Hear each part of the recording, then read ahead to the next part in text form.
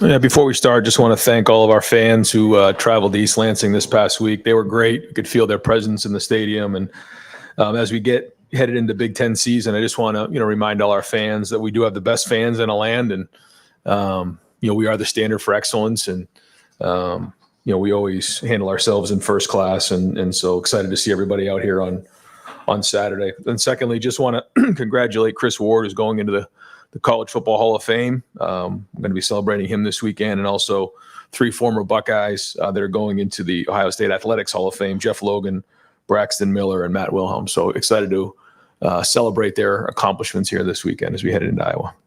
Thank you very much, Coach. Let's open up the press conference over here to the right, Don Caberry, WVNS. All right, Coach, take a look at Iowa. How much does the competition level go up as you look at them, and how big of a challenge is it? Yeah, huge challenge. This is a challenge for all of us. This is a very good team. They play physical. You guys know who they are. They have not changed their identity in a long time, and they have very, very good coaches and physical players, a veteran team. So, we're going to get challenged in a lot of areas, and this is challenging our whole building this week. We got to have a great week of practice. They're going to be coming hard. They're physical. They're well coached. They're fundamental, and they have an identity. So, we know what a challenge this is going to be this week. And so it starts right here. Well, actually started right after our practice on Sunday, and get in here, watch the film, and then it's going to start here on the practice field. We got to have a great practice today. Far right, Jeremy Birmingham, the podcast. Right, on Saturday, Jordan Hancock was talking post-game about Caleb Down and said he's like a coach on the field. Obviously, a guy who's a sophomore in college who's played 4 games here. There was a middle part of the game where he was on the sideline. Basically, I could see him coaching up Jordan on the field. How different is it to have a guy of that football IQ and that ability combined, and what has he meant to the defense, even though he hasn't had what a lot of people consider splash plays until this last week? Well, I think for the first couple of games, the game got a little bit lopsided later on, so you just don't, you don't see them playing a full game. But that's here now, and Caleb made some huge plays in that, especially in that middle 8 there. His first off, his preparation is remarkable, and just the amount of work he puts in, and his ability to play really fast certainly is part of his makeup. But when you put preparation in and you know what you're looking at and you can react faster because you put that much preparation in, that's a sign of a veteran player. He plays that way. He's got great energy. He's a great teammate. He does communicate well, but even late in the game, he's encouraging the younger guys. He knows what it means to pull along other guys, and he's shown that. There's also a certain level of calmness back there when he's back there with Lathan. These guys have played a lot of football. They've seen it. There's no panic, but they're also identifying the things that they got to get fixed. To hear a reminder for the rest of the coaching staff, what's important in recruiting now and how the game has changed. Yeah, it certainly has changed, and you never can quite predict what it's going to look like for everybody's journey. But he's somebody that's certainly, since he's even been here in a short period of time, made a huge impact on us. Spencer Holbrook, Letterman Row. Ryan, how did you assess the 2 right guards that you were playing on Saturday? And do you think that you guys will come to a conclusion on which one of those 2 could be the permanent guy there? I don't think we're there yet. We'll kind of see how the practice goes. There was nothing on the film that set one ahead or behind. They both graded out similarly. So when that happens, we feel like, if we can, parse out the reps, then that helps both of them play better and stronger in the game. So we'll see how the preparation goes this week and then decide as we get closer to the game. Cameron T. Robinson, the Athletic.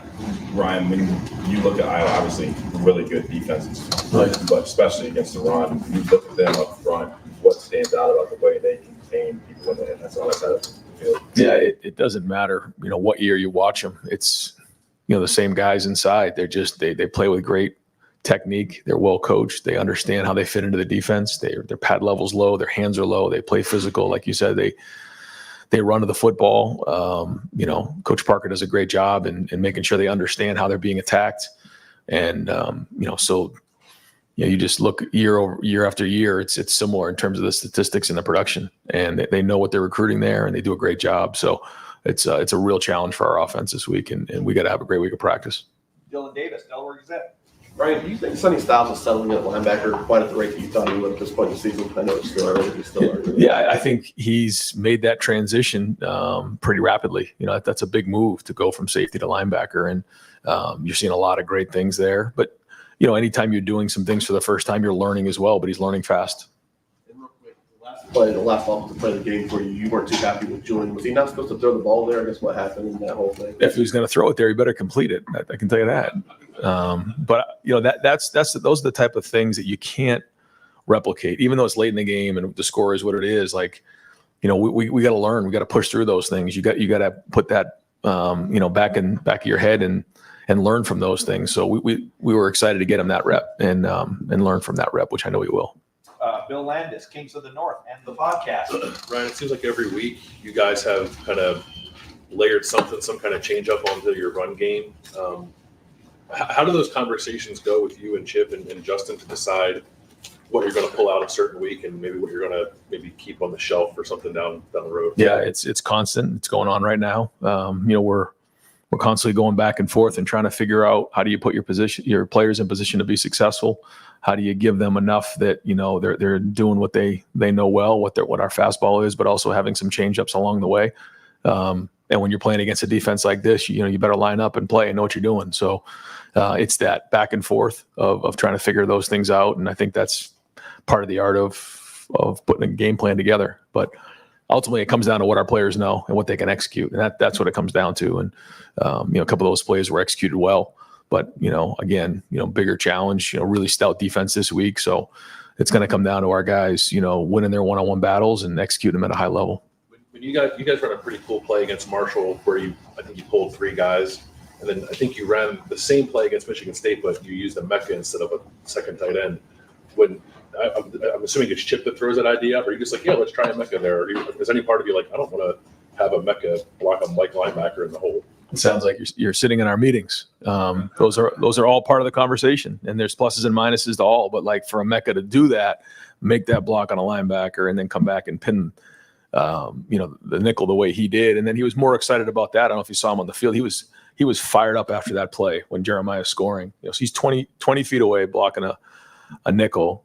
Jeremiah's scoring a touchdown, and he's over here like just celebrating. I mean, to me, that's winning football. And again, he had some really big plays again in this game, but he does all the dirty work, and that's a sign of a really good player and a really good football team is when guys are willing to do the dirty work. And that's an example of not a lot of wide receivers are going to go in there and stick their nose in there like that. The play wasn't necessarily designed for him to block a linebacker, but you got to clean the thing up on the way up, and that's what he did. Pat Murphy, 24/7 Sports. Ryan, the last 2 weeks you guys have allowed the opposing offense to move in the first half, score some points. Second half adjustments seem to be working. How do you balance knowing what you want to know going in and getting those stops in the first half versus, hey, we're doing a good job of figuring it out on the fly and shutting things down? Yeah, and also, like you said, not giving up, X plays and long drives for touchdowns. I mean, that's part of it too, as we go into it. I think going into this game, I think in our numbers were like 11-3 or 10-3 in terms of X plays, offense to defense. And when you're doing that, you're going to win a lot of games. I think the turnover battle was 3-1 in the last game. You're going to win a lot of games if you do that. So we have to, focus on some of those things, but also, like you said, we want to get stops. We want to, force 3 and outs. So there's a back and forth on that, and constantly talked about. And we're going to deal with the same thing this week. These guys are made improvements in a lot of areas on offense, and I think they're playing really well. So again, another challenge for our defense here is these guys come in. Has the iPad helped that, being able to adjust maybe quicker than a year ago when you have to get to the locker room and talk about a lot of stuff? It's the same for both sides. So I'm with you, but I think the communication has been good. But they also have the video too, so they're watching film, so they're making adjustments along the way. But yes, I do think for the communication part of it, it has made that a little bit more streamlined. Tony Gertman, Buckeye Huddle. Ryan, I assume you're familiar with PFF. Yeah. How do you feel about that being like the front-facing grade for how college football players play in the game? Yeah, I think it all comes down to who's actually doing the grading, and if it's accurate, great. But I think it's hard sometimes for them to know exactly what their job responsibility was. That being said, I think generally it's in the ballpark. But I don't know, if, somebody who doesn't really know what's expected on a certain play is going to give the same grade as a position coach who knows exactly what's going on. So that's kind of my take on it. Do you tell your players, don't worry about that? You get the real grades from the coaches? Like, do you have It never really comes up, quite honestly. Yeah. I mean, it's not something that our guys have quite talked about all that much. Dan Hope, 11 Warriors. Ryan, you guys switched kickoff returners again for the second game in a row from Mecca. Kind of what went into that decision, and do you expect Mecca to continue in that role going forward? We going into that game, we felt like there was, a chance of, them trying to steal a possession, and Brandon was really good up front, and Mecca, fielding the kicks back there. We just felt like that was the right personnel. We're going to try to make the best decisions on a weekly basis based on the personnel of our guys and what we're going up against. And, based on, the way he was kicking the ball anyways, a lot of them were out of the end zone. So, we try to figure all those things in. And the good news is we do have some different options to go with, and, different scheme this week. So, we'll move some more pieces around this week. Stefan Kreisnig, Cleveland.com. We saw Wednesday, right before we spoke to you, Aaron Nolan get his flag stripe and kind of the reaction that came with that. Why do you think that tradition and those kind of moments are celebrated so much by the players, even the veteran guys that have had it removed for years now? Yeah, not to get too much into in particular air, but I think when you see somebody who you say like earn their stripes, and they've taken their black stripe off when they really earned it, I think there's a sense of accomplishment there, and I think that was the right time for Air. He's done a really good job. These past couple of weeks of focusing on getting better. That's his focus right now, just getting better. And, everybody has different journeys along the way, and he's got a team that, really cares about him, and he's improving every day. And I think, to be recognized like that, to see, okay, I've come from, a certain place, I'm not near where I need to be, but I've earned the respect of my coaches and my teammates. And that's a huge accomplishment. And, it was good to see him get a stripe off. Josh was talking about it a few weeks ago. He said his first year for Josh Fryer, all he thought about was getting his black stripe removed. I guess how much is that something, an initiative for maybe the younger guys who don't see the field as much to have something, to play for and practice and whatnot? That's it. Yeah, that's it. What are you working towards every day when you walk in the building? And it's easy when maybe you're not seeing the field very much to get caught into a rhythm of, just kind of going through the motions. But, these days can be long, but the weeks go real fast. And before you know it, the season will be over, and you got to have something to show for it. You got to see some improvement along the way, whoever it might be. And so you got to maximize every day. And sometimes as a young player, that's not always easy, but we try to find different ways, after Sunday practice, we keep some of the guys out for some extra work who maybe didn't get work during the game. Today, an inside drill, the threes will get their reps in front of everybody, so, but the scout team looks are very, very important as well. And they're going to be even more and more important as we start getting closer, to the end of the season. So, we got to see improvement, but good to see, those guys continuing to get better and having a great attitude when they walk in the building. Joey Kaufman, Columbus Dispatch. Ryan, the situations, these are all different, but you went for it on fourth down a handful of times. It was at the 3-yard line, and then your own territory, then the fourth 5-lead touchdown in Mecca. But what's your level? What's the thought process in those situations? What's the level of comfort in going for it on those plays? Some of it has to do with, where we are on the field. In particular, I'd say that 4th and 5 play.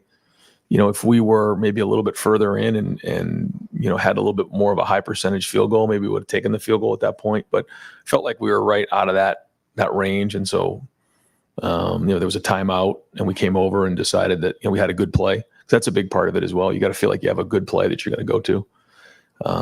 The 4th and 3 down in the 3-yard line, I felt like at that moment, 7 points is way more important. And even if we didn't get in, the ball's on the 3-yard line, and if we can get a stop there, then we get the ball back at midfield. So, every game, based on the score, based on how things are going, you got to take those things into consideration. We do have, analytics that in that moment, I'm getting information on what the chart says and what the statistics say. But, sometimes you got to just, trust your gut, trust your team based on a lot of different scenarios.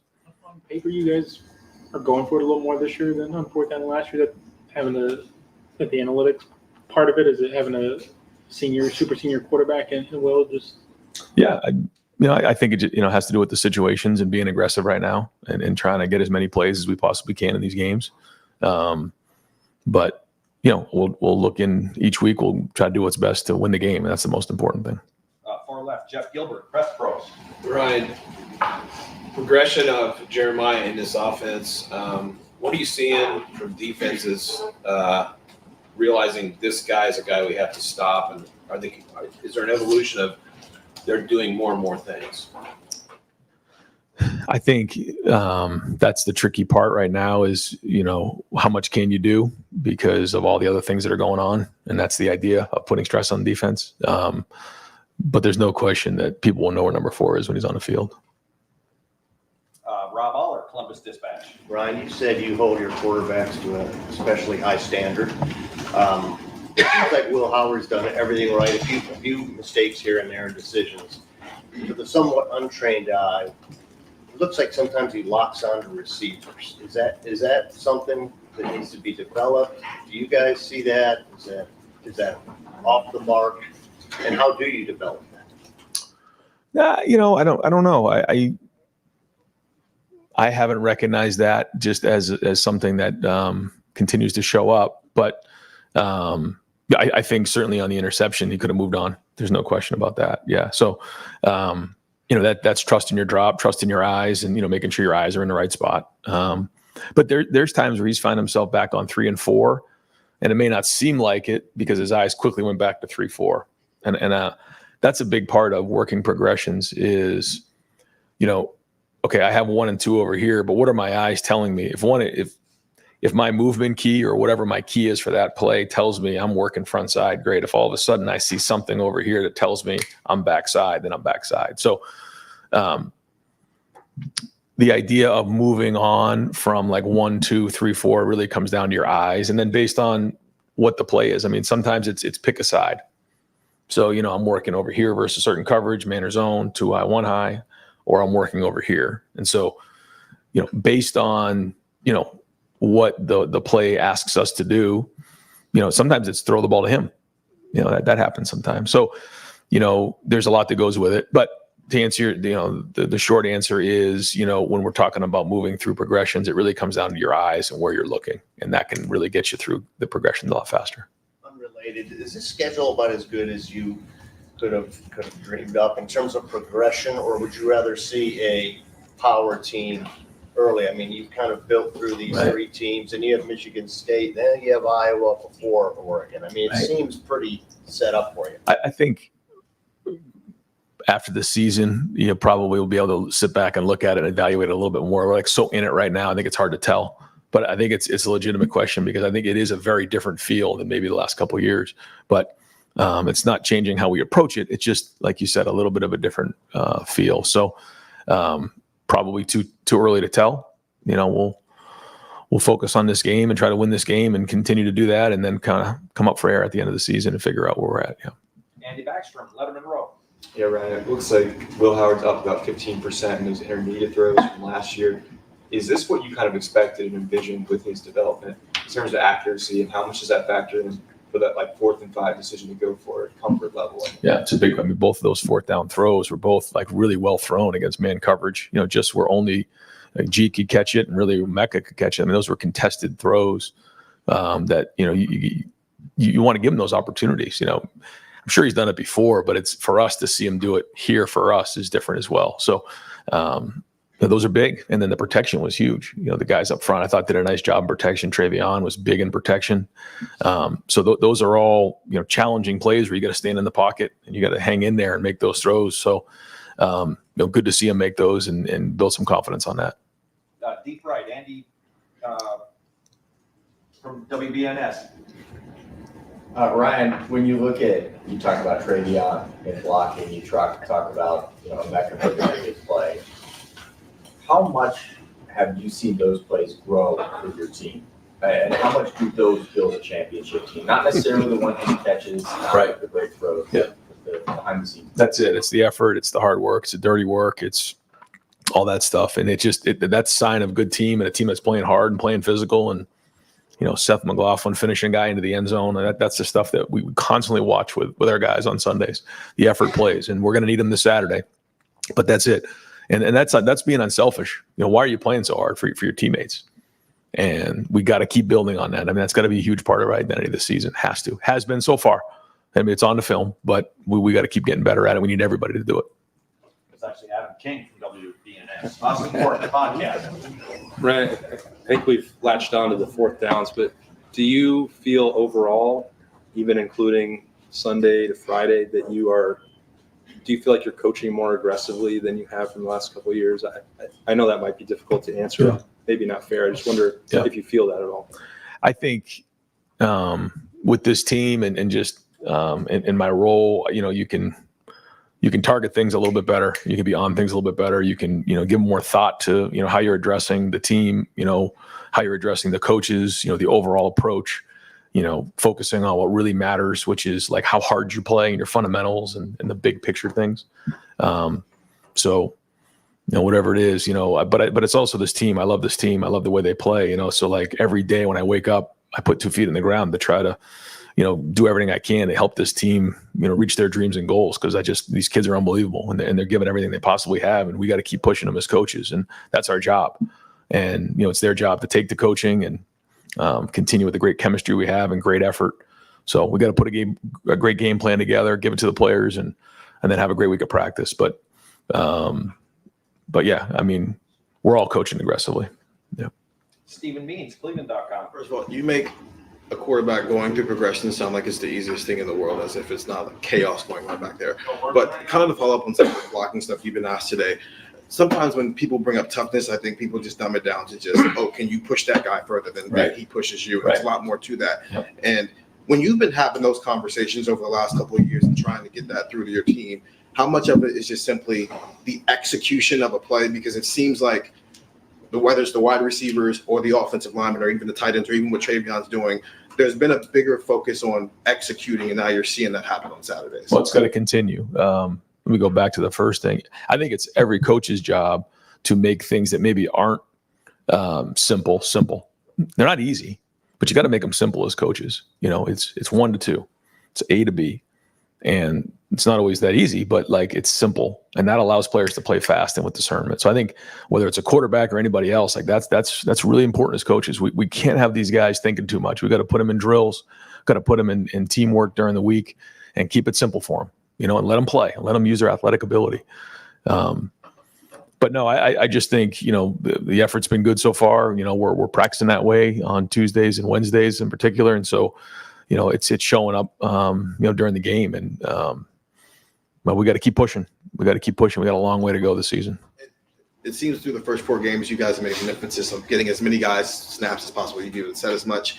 As you move into maybe this middle part of the schedule, how do you balance that, trying to still build depth at them positions, but also whether it's right guard, whether it's linebacker, maybe narrowing some things down and focusing on who your best guys are now that you're in this part of the schedule? Yeah, we got to win. We got to win this game. This is going to take everything we got to win this game. So we're going to in this game right here, we're going to put the best players in there to win the game. Period. And that's it. I mean, that's the focus right now. Bill Rabinowitz, Columbus Dispatch. Another question about Iowa's defense. You're right. I mean, I think everyone knows that. You think of Iowa, you think of their defense. Yep. Norm Parker, they've done the same thing. They're not getting 4- and 5-star guys generally. It's a developmental program. Right. What is it about that defense that makes it so hard? Is it just they make you earn everything? Yeah, and they know what they're developing, and they're typically veteran players who have played a lot of football before. They're usually not 18, 19, 20. They're usually older guys. They have some young players in there, but they usually have guys that have matured, and they're physically mature and mentally mature and emotionally mature, and they understand the defense. And this is a great example of a defense coordinator who keeps it simple, not easy, but it's simple. I mean, it's they know how they're going to get attacked, and so they work those things, and so they know what their weaknesses are, they know what their strengths are, they know how to protect certain things, and that's when you have continuity over a certain amount of time with the staff that he has and the way that they do it, and playing complementary football, understanding how you fit in with the offense, defense, special teams. That's what you got. Can you imagine coaching in your 26th year at one place? No. And is it fun for you as a coach, as Nexus nose guy, to go against a defense like this? Yeah, it's a challenge, but it's going to come down to the players. So we've got to do a good job of keeping it simple and letting them play. That's it. You know, if you start to get into a situation where you're going to out scheme somebody, it's not going to go well against these guys. So we got to keep it simple. We got to let them play.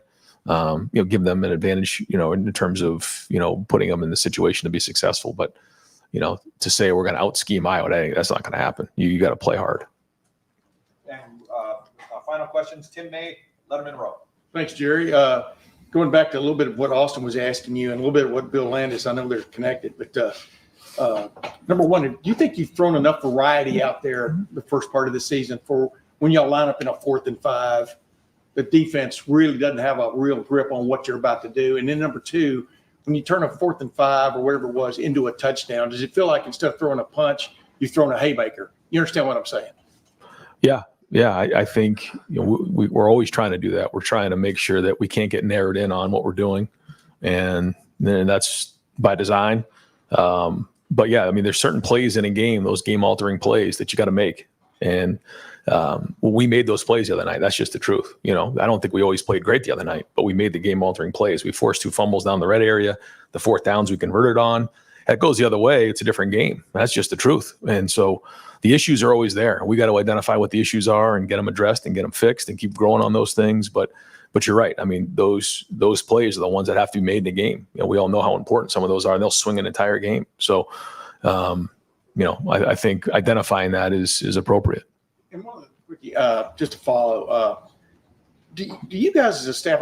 I thought staffs used to go over with officials in pregame somewhere what formations you might throw out there that might catch your eye and don't. And it looks like a couple of times the last couple of weeks, y'all have run kind of the same kind of thing, but the official didn't recognize it. The flag was picked up eventually, but do y'all still do those things? We do. Yeah. We have after the 100-minute meeting, they come in and we just go over different things, things maybe that, are a little bit different formation wise, so it doesn't catch them off guard and any concerns that we may have. Thanks, man. Yep. All right, guys. Yep.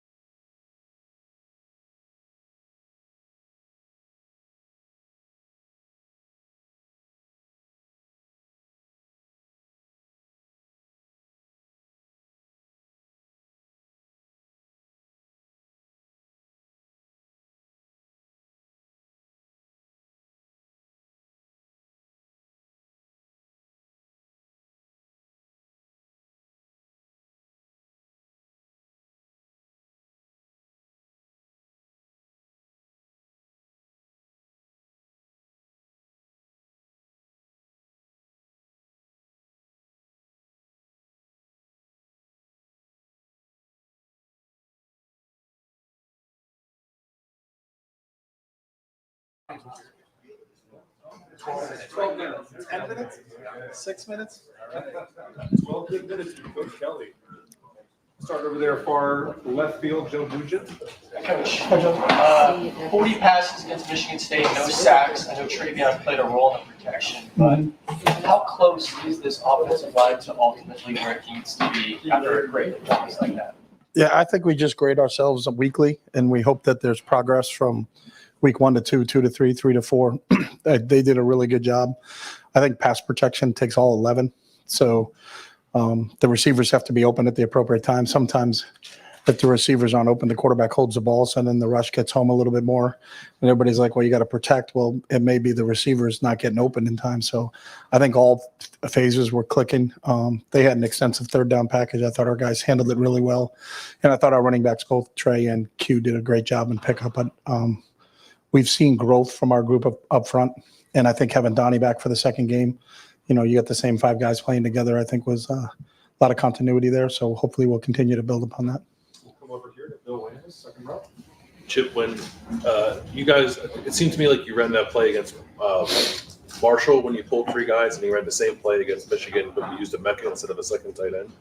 How do you decide week to week how you're going to layer on change-ups to the run game, how you might like just tweak the personnel, even if the play might be similar to something you've done? I think every decision we make in terms of how we're going to do things is based upon what the defense of that week shows you, because it may have worked against Marshall doing it this way, but it's not going to work against Michigan State doing it the same way. So how do you run plays and make sure that they're successful? So that's what the extensive game planning is during the week, from starting on Sunday through game, what's the best way we can give our guys an opportunity to be successful. So, we spend a lot of time watching film, studying it, and trying to put our guys in positions where they can make plays. So, I think sometimes you get that, well, you ran this play against those guys, how come you don't run it again? Well, because maybe the defense has changed or the personnel has changed. So, but if you can run some similar plays with different personnel, that's always beneficial to you, because I think the core 5 guys up front still have an understanding of what you're doing. Front row here, Bill and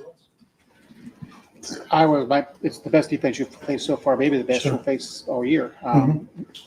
It's the Big Ten. What's the challenge? I mean, is it just because they're so fundamentally sound that you've got to be close to perfect yourselves? Or what's the big challenge when you go against them? Well, Phil's been there for a long time, and I think they really, truly, they teach their system and they develop the players. They do an unbelievable job of developing players. And really, I think it starts in recruiting for them. So they know exactly what all 11 guys' skill sets are and what are required for them to execute the defense that they deploy each week.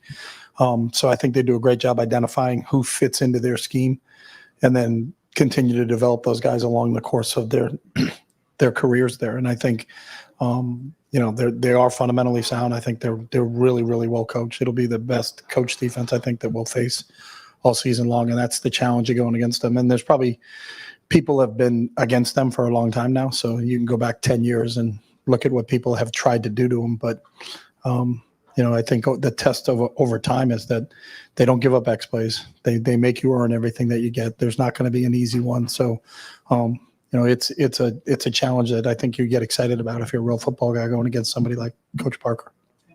And you just assess where Devin is right now. Obviously, he made the touchdown throw to Jeremiah. Where's he in his development right now? How happy are you with where he is? Devin's done a great job. I think obviously not being the starter is difficult for anybody, but he's been amazing as the backup in terms of what he's like in the room. And he's, as we talk all the time, a chin strap away from going in the game.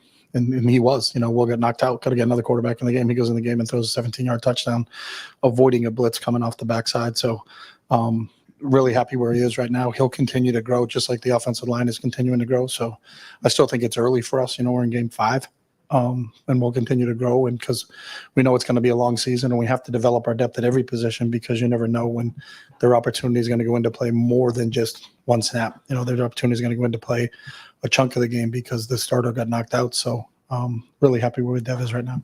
Third row middle, Dan Hope. Chip, just when you evaluate the first month as a whole, how do you feel like Will Howard has performed as a whole? I think Will's done a nice job. I think he's gotten better from week 1 to week 4. I think he has a better grasp just because he's got live reps. The toughest position to play in football is quarterback, just from a practice standpoint, because they don't get hit in practice. So I think they can get a false sense of security.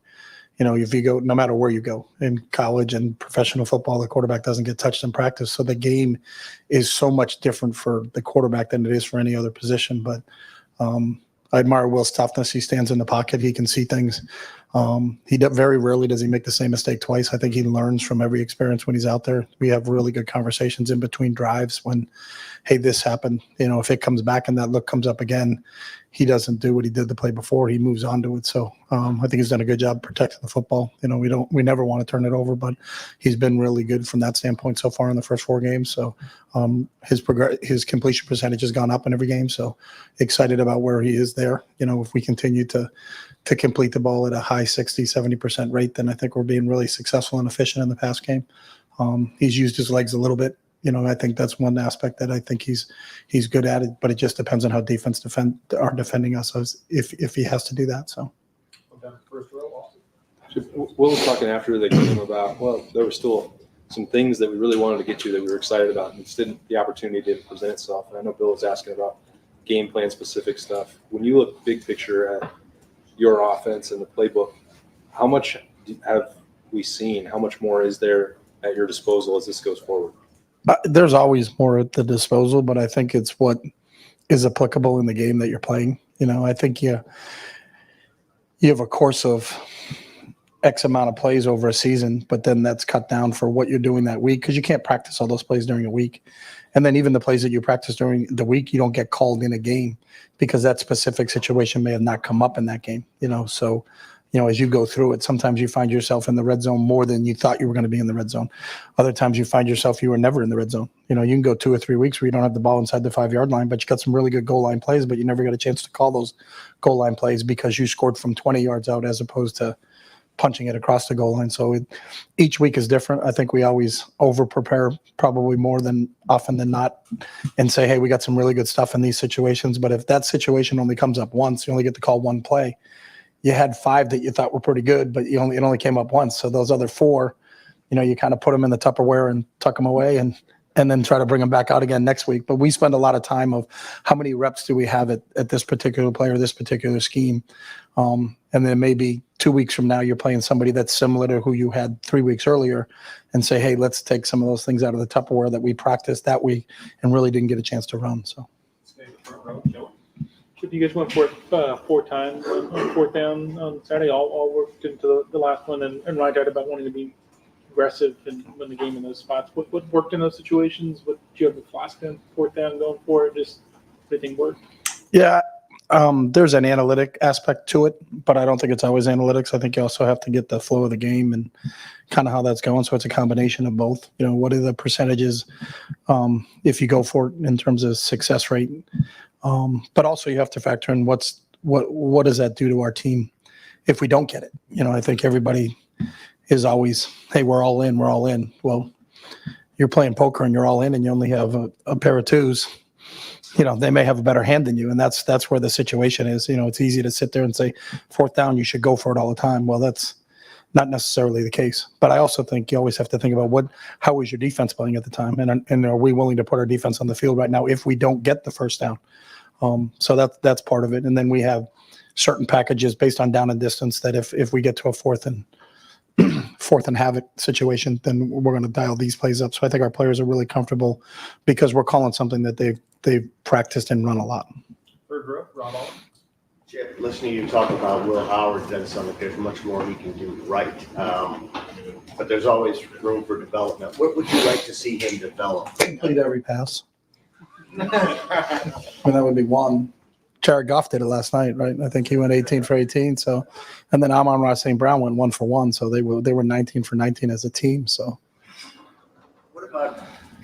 Do you think he locks out receivers a little much? I mean, from the untrained eye, how about his progressions, looking guys off? I think Will's doing a good job. I think there's always a growth with all of that.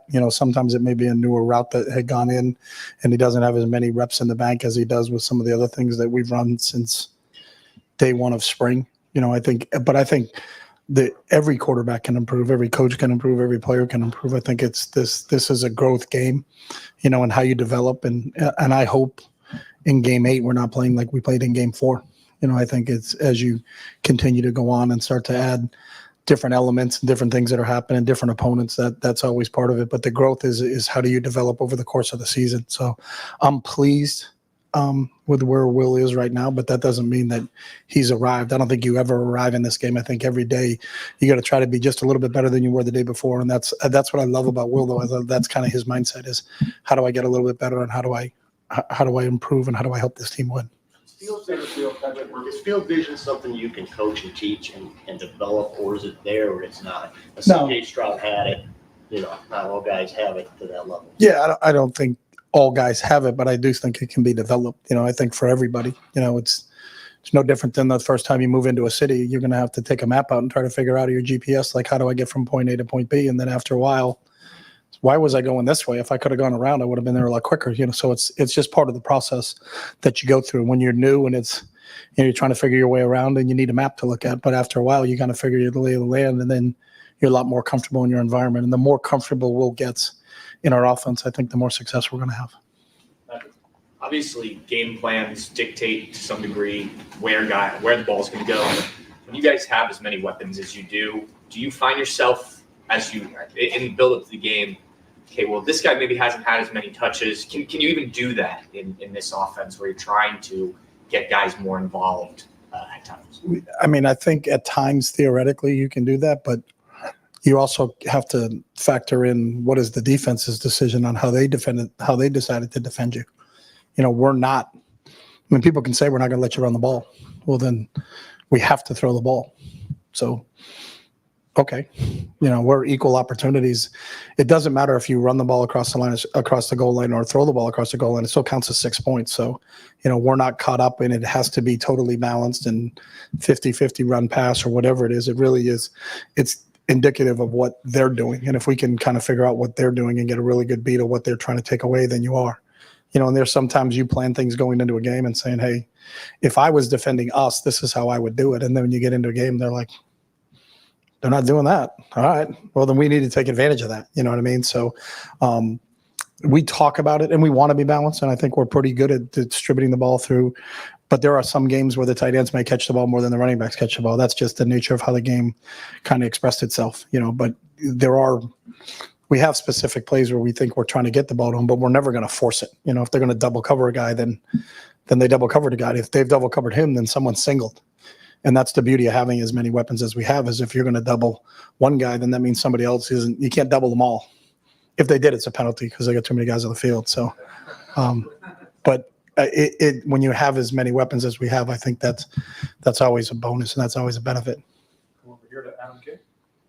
You've had now 4 games with the offensive coordinator up in the box, kind of meshing with Brian. How has that gone for you, and how do you think you've settled in here? It's been smooth.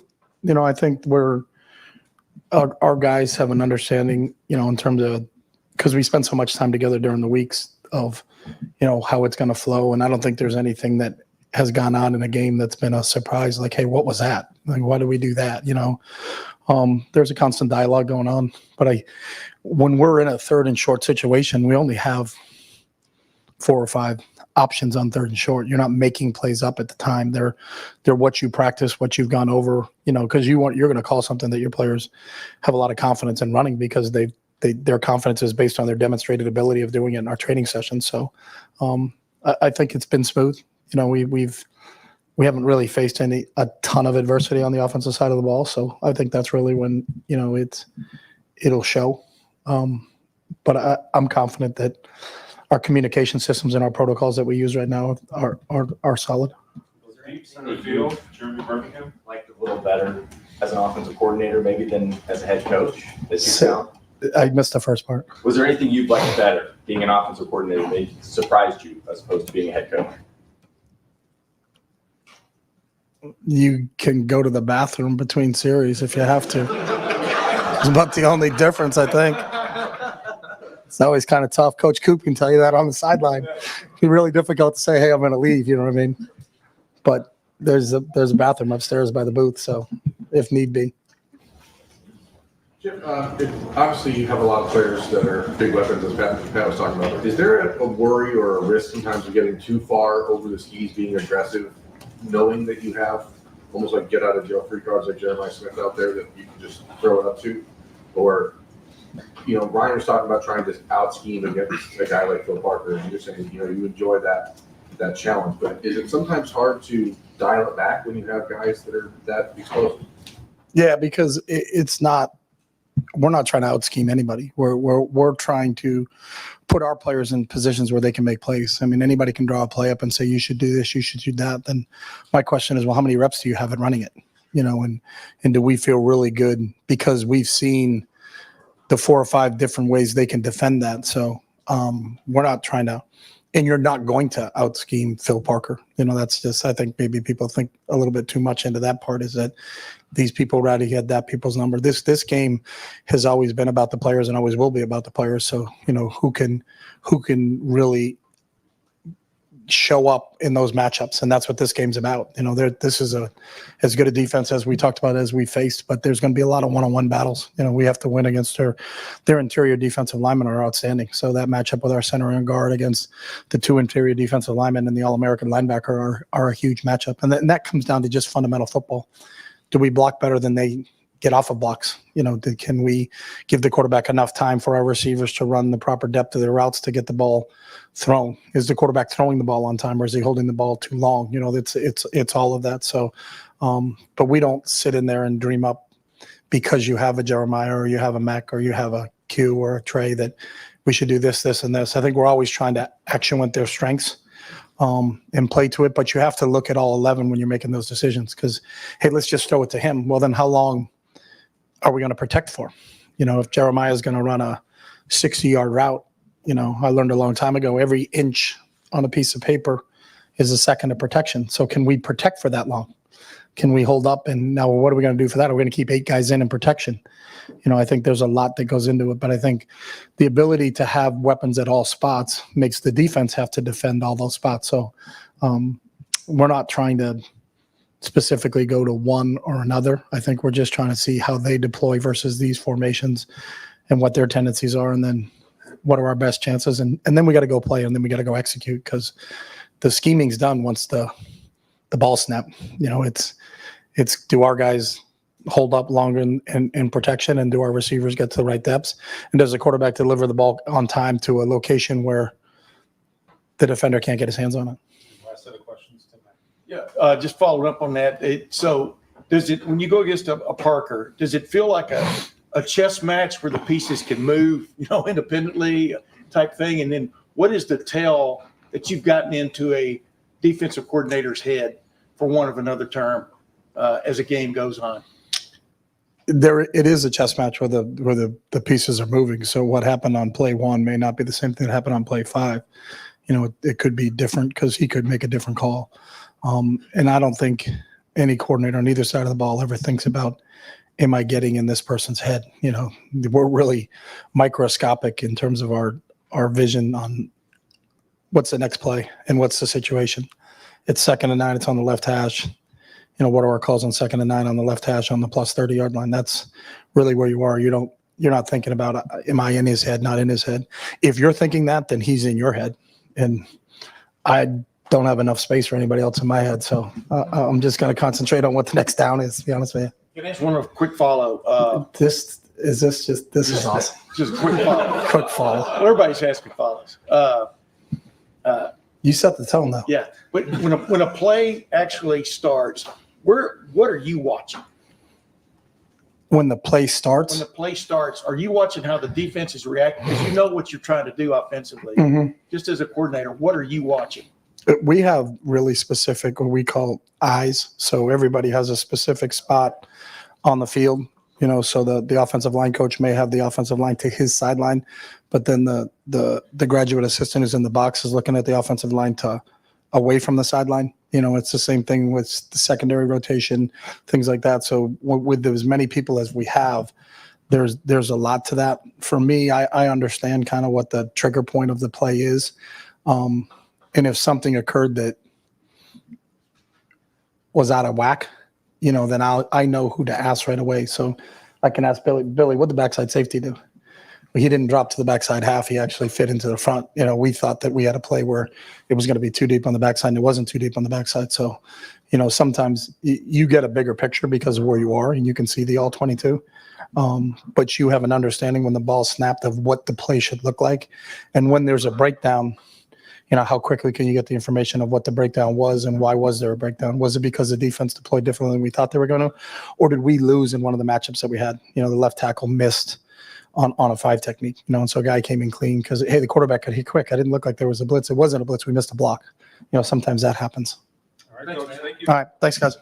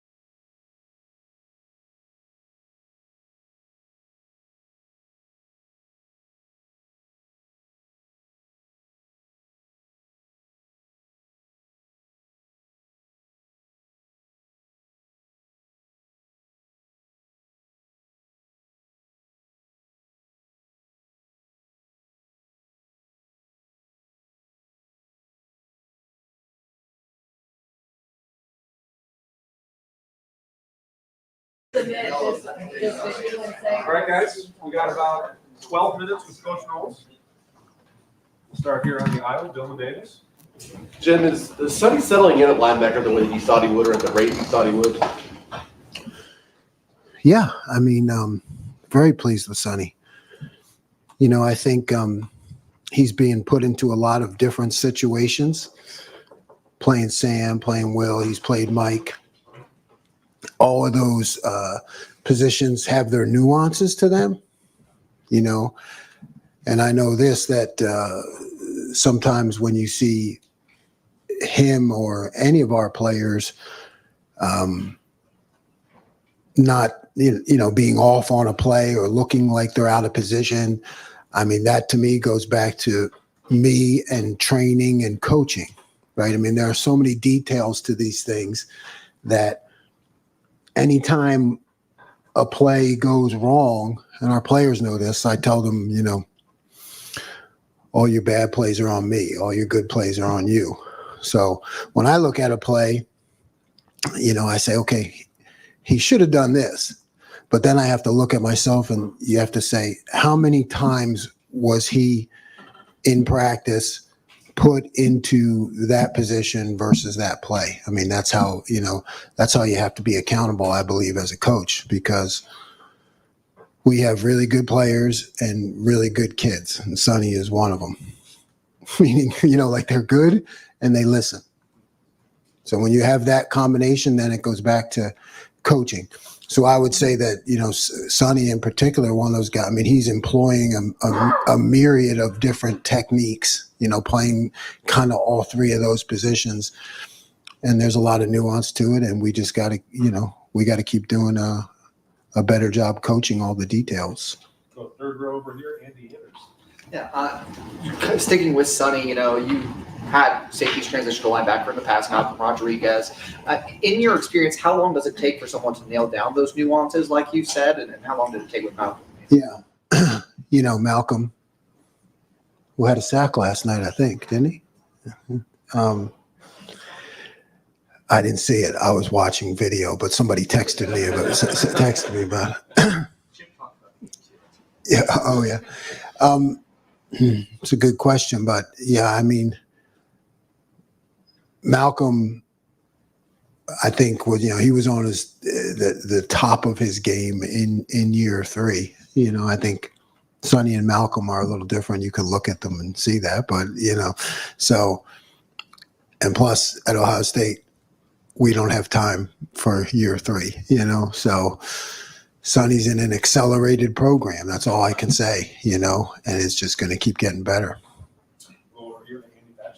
Yeah, Jim, what differences do you maybe notice between the Iowa offense that you saw in 22 and this Iowa offense, and just what kind of challenges does Caleb Johnson pose, especially? Well, yeah, I mean, they're just doing a great job of creating seams for him, and he's fantastic back, you know, downhill break tackle. So, you know, I just see, you know, that they're creating formations and ways to make it hard on the defense to maintain your proper position. And then, you know, they get guys out of whack formationally, and then he's able to crease it.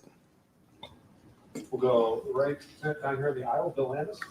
Jim, when you guys decide to play 3 linebackers, is it automatic there in 12 personnel, we're playing 3 linebackers? Is there more nuance to it? And then how, I guess, what are the conversations like when you decide to pull a guy like Jordan Hancock off the field? Because he just seems like he's one of your better players and really integral to what you guys do. So I'd imagine it's not easy to always pull him off the field as effective. No, yeah, it's not easy, but you're right. It really is personnel based, and you know, trying to get the people in there who, you know, particularly in the run game. And it's not that Jordan can't handle it, because he can. He does a really good job in the run game, and I've spent times in my career where we stayed in nickel in 12, you know, because those were our dudes. But we got other guys, you know, so we're just trying to get the best matchups. Go center field over here, Patrick Murphy. Jim, obviously you want to come out, have the perfect plan against an offense, right? But that doesn't always happen. The last 2 weeks, you guys have obviously made defensive adjustments at halftime that have worked. how much do you balance what you see on film and then knowing you're going to have to make those adjustments with evaluating what you see in the first half versus the second half? They're like two completely different processes. They really are. I mean, the craziest thing about our profession is you can work on things all week and then show up in the game and they're not there. You're like, what the hell? So,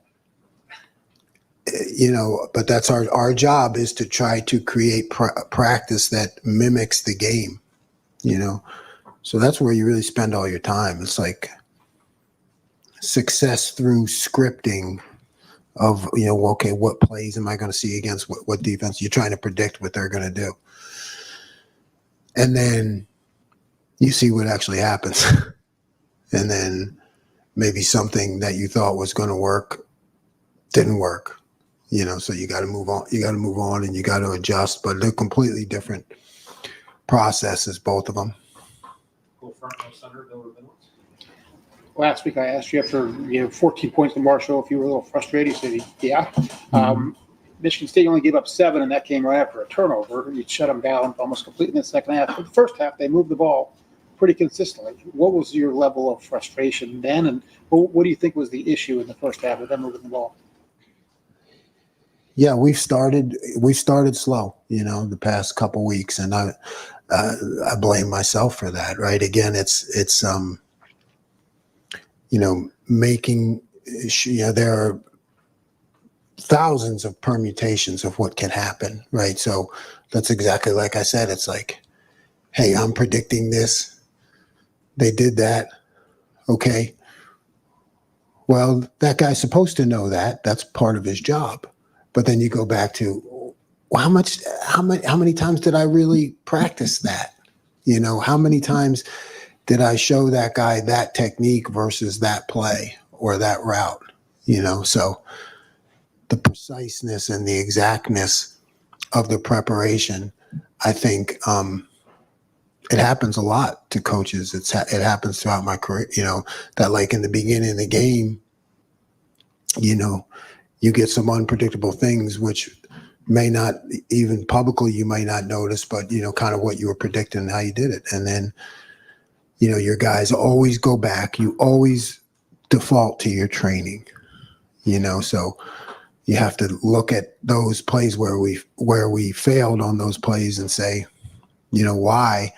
And when it comes to the game, that comes to me. It's just continuing to be exact about how we're training, what we're training, what I'm showing, how predictable are we? If they know what you're in, they can take advantage of it. Go deep left field, Tim Hall. Jim, Lathan Ransom has become a weapon with the way he can utilize the peanut punch. Now, not all DBs can do that. Is that something that you tell certain players to try to do, or do they just have to pick that up themselves? Yeah, we love all of them to do it. I think you saw, 2 big plays last week that we've spent on the positive side, that we've spent a whole spring and a fall camp training for those 2 plays, right? The one that Jordan ripped out and Lathan with the stealth punch. I mean, those are deliberate. Those do not happen accidentally. Those are deliberate. I think just like you said, we try to train everybody, but some guys are just better than others, and Lathan Ransom is lethal with that. And I want him to keep it up. Right on the aisle here, Spencer Holbrook. Jim, one of the advanced stat sites says you guys lead the country in pressures and non-blitzes. Are you satisfied with how you guys are getting to the quarterback and affecting the quarterback right now? Never satisfied, but we are, they are executing what's called though. Yeah. I think, we got to tighten up our coverage, because we need that extra second because the guys are getting there, Go third row right here, Rob Oliver. Jim, you lead the nation 6.75 points allowed. And yet you hear, There's two guys who said something about leading the nation. right, Both you guys get it. well, that's the point, and yet you. It's rat poison. It's rat poison. And yet you are hearing what's wrong with this defense. Have you ever had a defense? Who's I'm hearing what? What's wrong with it? Well, you're even saying like we could be better here. Oh yeah. Well, we could. Have you ever been nitpicked as much as you've been here, your defense? Is that to be expected in a place like this? My father was pretty tough. He was a Philly cop, so I got more than nitpicked. I got nit-whacked. Yeah, so I'm used to it. I'm used to it. What would it take to be satisfied? You said not satisfied, not satisfied. 0 points, under 100 yards a game, 4 turnovers, score twice on defense. And that'd be fine. Then I'd be satisfied. We'll hold you to it. Okay. Just behind Rob, Cameron, Steve Robinson. Jim, what did you like about the 3 linebackers the set that you put out early against Michigan State, and how do you want to see that grow or evolve, especially this weekend against a good run game? Yeah, I like the fact, that they all can work together. When you have maybe 2 guys and a nickel, you're kind of in 2 different rooms. With the 3 linebackers, they're all in the same room and they can work together. And I think their understanding and processing is going very well. What we need to see better is tackling. Our linebackers need to continue to become better tacklers, and particularly this week, knockback tacklers, right? I mean, these guys are the kings in this running back, turning a 2-yard gain into a 4 or 5 yard gain, which then leads to 2nd and 5, which leads to 3rd and 2, so we need to continue to work on our tackling and, with an attitude of knocking people back.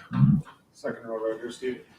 Kind of a 2-part here, a lot of it, because we've just heard a lot about coverage. For starters, could you evaluate your linebackers and how they've been in coverage so far? And then also, I think there's been a growing concern of how much off coverage you guys have been playing with the cornerbacks and trying to balance, giving up some of that short stuff and just having guys who can excel at tackling versus maybe being more aggressive, right, and having your corners play out in the line of scrimmage. Right. Yeah, I mean, it's, the corners off press. I mean, that's a constant thought, constant adjustment. Again, we've been solid on explosive plays. So I think you can't forget that, because that wins games, and sometimes on those big, deep, like you take a guy like Caleb Downs, who, we activated Saturday, and, we're going to continue to activate him as we get into Big Ten competition. You see what he looks like when he's activated. What you don't see a lot is when he's not activated, how many times they just don't throw the ball deep. You know what I mean? Because he's in the right place and on top of the routes, and they don't even take those shots. Those shots aren't taken. So it's the same thing with the corners. It's like, the answer to your question is, do we need to be pressed more? Yes, we do. And we need to keep working that in, but we got to balance it. Deep center, got time for 2 more. Deep center, Jeremy. Jim, Ryan and Chip sort of have a luxury that Phil Parker and the defense at Iowa haven't changed in 20-some years. They have a first-time or a new offensive coordinator after a couple of years of being somewhat predictable offensively, and they're coming off a bye week. How does that impact with preparation you do, and how, generally speaking, how does the off week help a team prepare? Yeah, it just gives you more time to study. I mean, that's the only way I can put it. It gives you more time to study. But in terms of what we do, you have to go off of what you have seen from them this year, and then always with a new offense coordinator, you got to go back in their history, and you got to look at things that they've done in the past that maybe you haven't seen yet, because you're ready. So you're ready for it, but you really got to go mostly off of what you see this year. We'll wrap it up right here in the front, Austin. Jim, the play that Cody made on 4th down, is that predetermined that he's going high, jumping? Is there a read that he has there It's a call. Yeah. Is that something you've been talking about, the number of reps that guys get in those situations? Is that You can't rep that. No, that's like when I call this, you guys do that and you jump over the top. You're not gonna practice that. You're right. I don't know how you practice that. Cody, go up and practice and smash your head into Lincoln. You're not gonna do that. So Thanks, Coach. yeah. Thank you. All right. Thanks, Jim.